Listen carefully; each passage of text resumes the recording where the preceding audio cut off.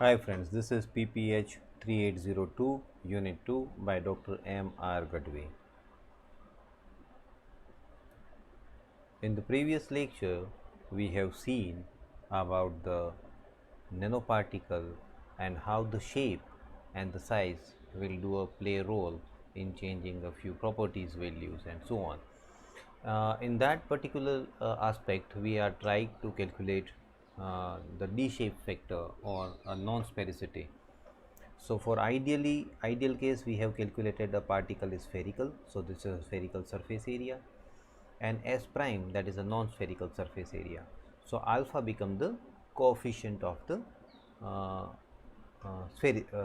coefficient of the sphericity.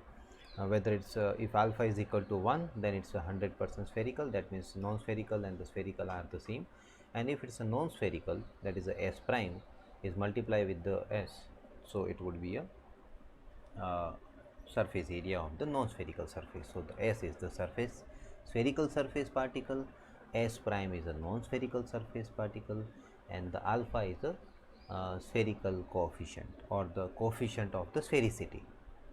So with this, we what we have seen, the increased whenever that particle is getting detached from the larger surface or the bigger crystal, and if we are detaching a nanoparticle, then it would be a smaller particle, and as the particle getting smaller, the surface energy is become dominating over there.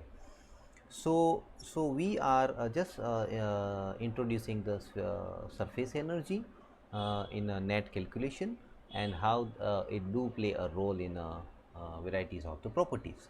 So we will like to underline the change. Gamma I am considering as a surface energy. So gamma and delta gamma, that will give me the change in the surface energy. So next, when I say the surface energy, so naturally if I do have a small nanoparticle, so I having a two concept, because the day you started with the nanoscience, all teachers and all faculties are always playing a one word, that is a number of atoms inside the volume, number of atoms on the surface, and then the tagline is always that there is a surface to volume ratio. So this is what we would like to highlight over here, that the number of atoms on the surface of the particles are larger compared to the number of the atoms inside the particle, and therefore the surface energy is drastically changing. So that is a whole idea about the nanoparticle, why nano uh, entity is become a drastically changes their characteristic, right. This is all are the reference of the just linking up of our previous lectures. So basically surface energy, that means how many number of the atoms on the surface, right. And when you are talking about on the surface, so the further continuity, if I am saying this blue shade is the atom, then the further continuity of these atoms are not there, that means crystallinity will be disturbed. When there is a no further connectivity over there, that means there is a some defunctioning, or you can say that there is a some discontinuity of uh, of the interatomic forces. And when the interatomic forces will be changed, so that would be a cause of some excess force on the surface, and that is how the lead of the surface variations or the force component changes on the surfaces. And the strength of this component or this force is do depend on the how the strength force between the whole atoms. So basically it again go back to the structural formation of the material. तो material का structural formation will take a lead to the direction of the number of strength of that force component, which is playing on a role of the surface of the atoms. And why we are underlining the surface, because we do having a more number of atoms in the case of nanomaterials. Okay, अगर इतना पता चला तो we can identify, let us we have listed few things like glass, metal, poly polyethylene, polypropylene and Teflon. So this is all are the this is glass, so you can say it's a not non-crystalline material or a short range crystalline material. Metal, it's a very defined, well ordered material and so on. So if you look at that, glass you can consider homogeneous as well, a partial in or it is a segment. Being a postgraduate students, we should put it into the class in between the homogeneous and the crystalline structure, so the mid zone of that one. So glass having a mediocre, very low value of a surface energy. When you go into the metallic material, that means the materials are closely compact and having a strong interaction between the interatomic forces, so naturally the surface energy will be very very high. Now as you go to the polymers, it's a loosely bound material, so naturally the interatomic forces are less. So here the strength of force is dependent on the force component. So polymer में ये कम होगा. Polyethylene is a stronger polymer compared to the polypropylene. So polypropylene में और surface energy down हुई, and poly electrofluoroethylene or you can say it's a Teflon, that is very less, so it is even further lesser. So कहने का तात्पर्य ये है कि जैसे जैसे इंटर एटमिक फोर्सेस वीकर हो रहा है, surface energies decreases, the causes this. Okay, the second important part is the elastic energy. Why elastic energy is come into the picture? Because elastic energy तब आएगा जब elastic movement कुछ होगा.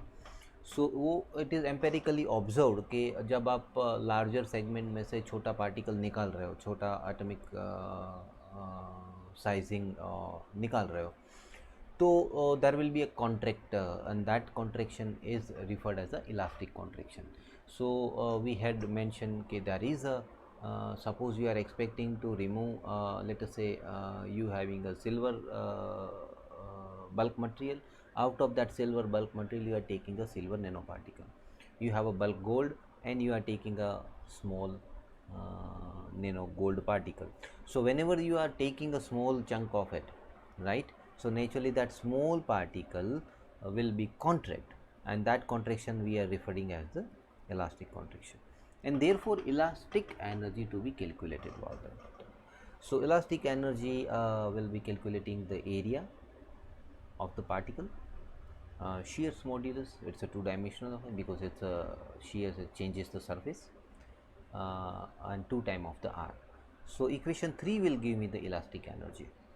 Now here I am saying that ideally it should be r, but there is a some less contraction in the r. So I am speculating that my material should be of a r, but there is some contraction in the radius. माने radius कुछ कम हो रही है, so there is a contraction of the particle. So that fractional part is taken care by the epsilon.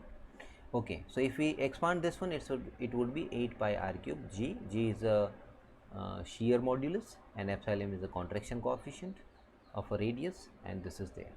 Now if you convert, this is still f prime. So f prime is basically about the non-sphericity. So if I will put it the sphericity, then I can convert them into the okay, sorry.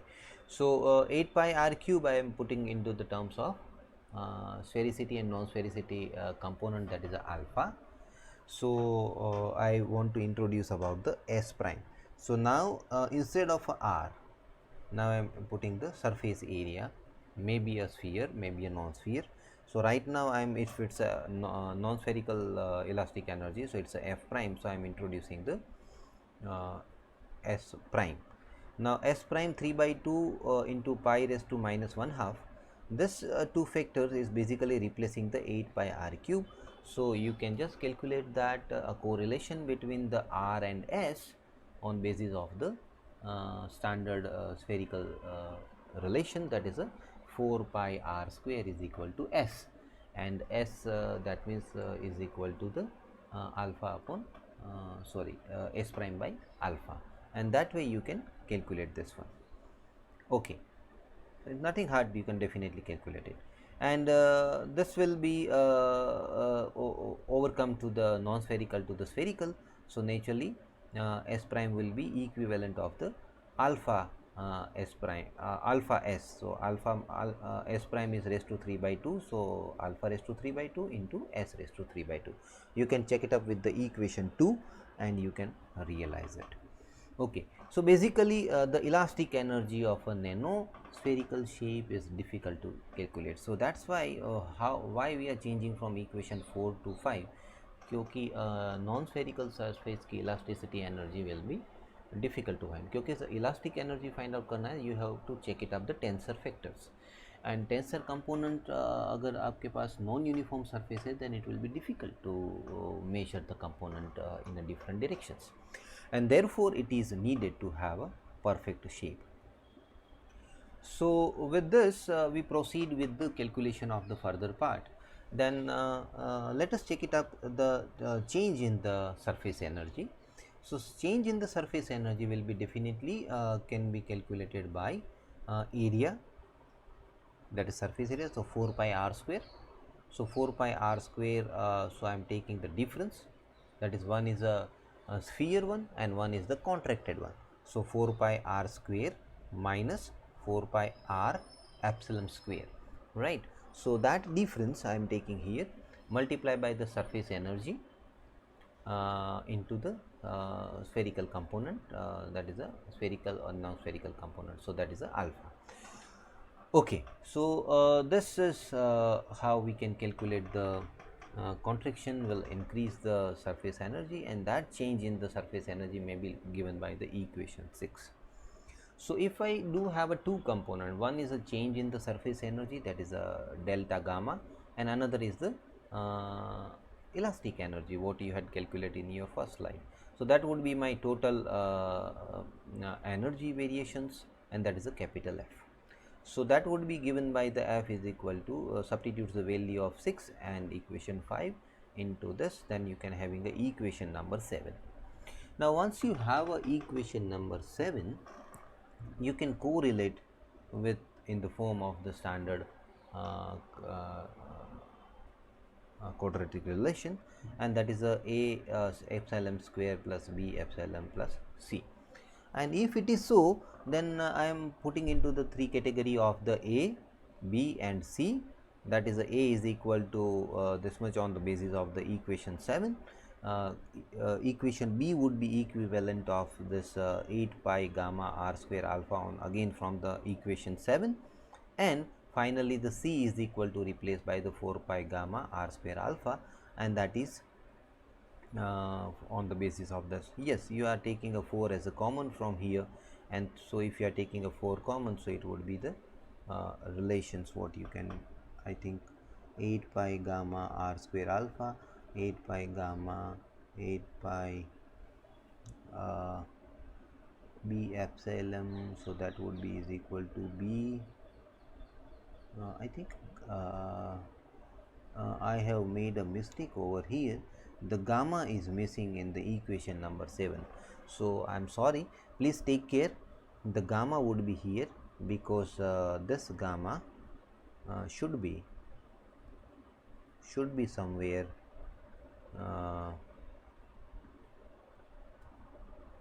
this gamma should be somewhere mentioned over here, and that is not there, so it's that is you should take care of that, the equation 7 is need to be checked. Okay,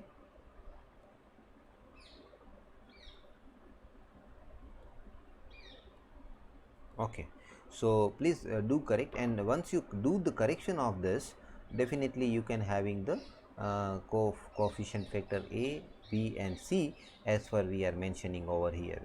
Okay, so now what we have seen that now wait a minute, go back to this. So if I do have the equation 8, now just remember the equation 8, then in the equilibrium condition, that means there is no change of the energy at all, so that would be, I say that the change of the energy with respect to temperature will be 0, so or it would be, you can say in more broader sense, you can say it's a minimum. So that is what the mean of the equilibrium energy. and once you have a equilibrium energy, then you can dig it out the value of the epsilon, that is a contraction factor of the radius, माने nano particle कितना contract हुआ और उसकी वजह से surface energy change हुई, इसकी वजह से elastic energy will come to the picture. That would be comes in the shape that is from the equation number 8. Okay, you take a first order derivative with the temperature, you can get it. Okay, once you have this, then so df by dt you can have it, and then you can find it out the epsilon.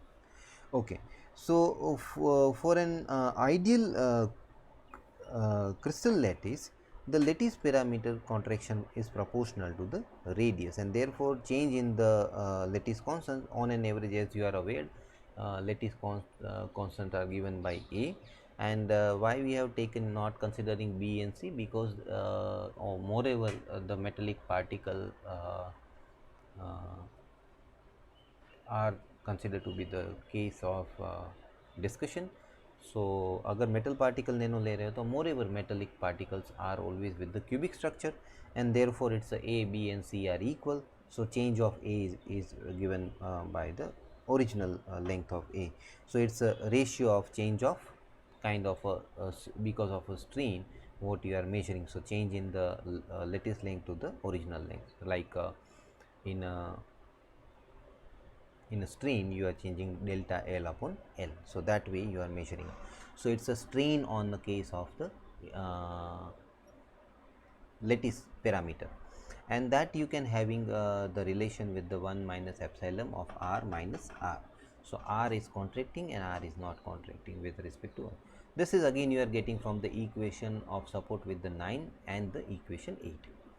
Okay, and what is AP and A? So AP is a nanoparticle and A is a bulk. So what is the variation? So delta A कहाँ आपको दिखने को मिल रहा है?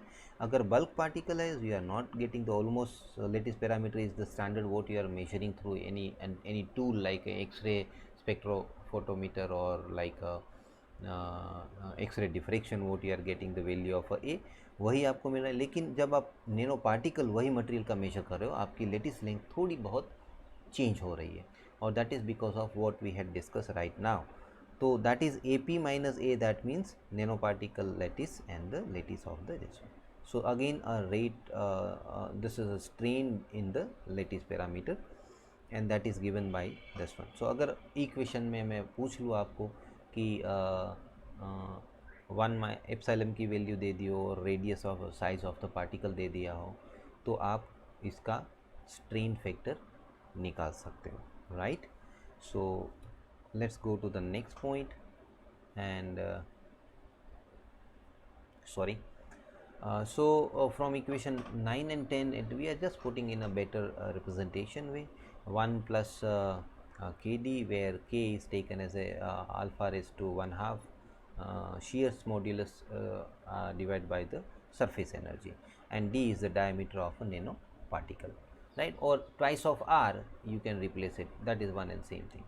So in nutshell, by concluding the entire discussion, generally both shear modulus, that is G, and the surface energy, that is a gamma, this both are positive more or less for all the metallic nanoparticle, and therefore the lattice parameter of a metallic nanoparticle will be decreases with the decreasing of the particle size, because it's a inversely proportional, that you can say that.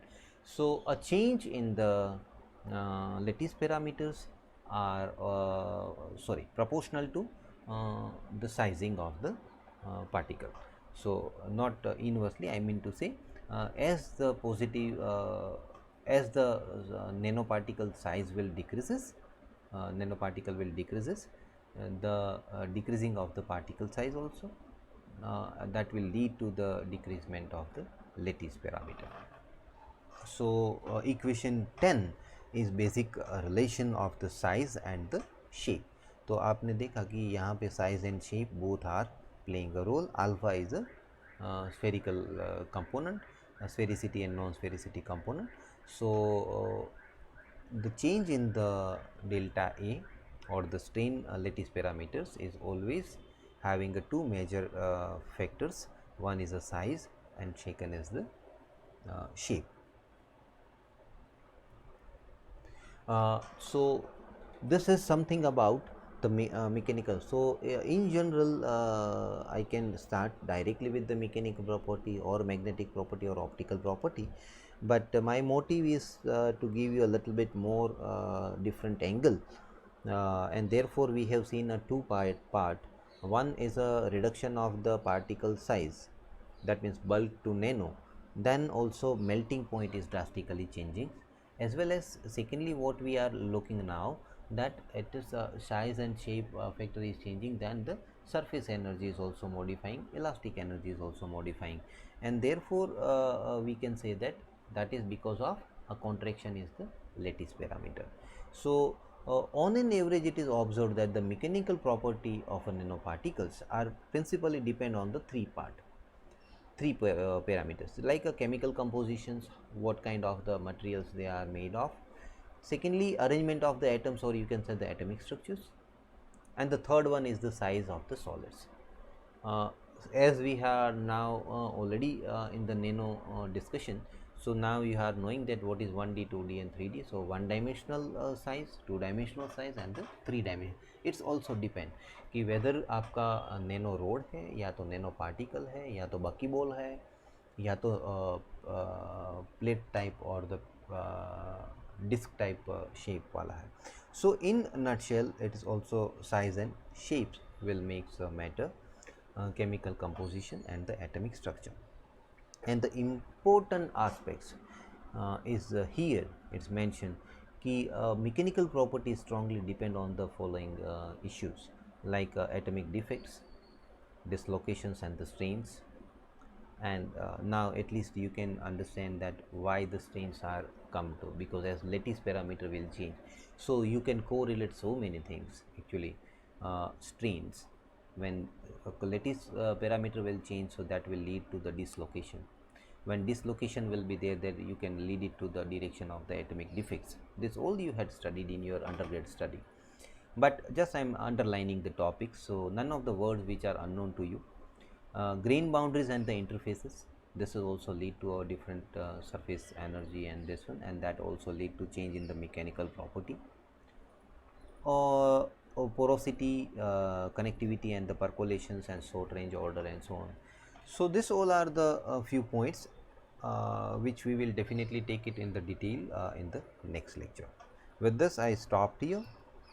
Thank you so much for paying attention. Stay home, stay safe. Thank you.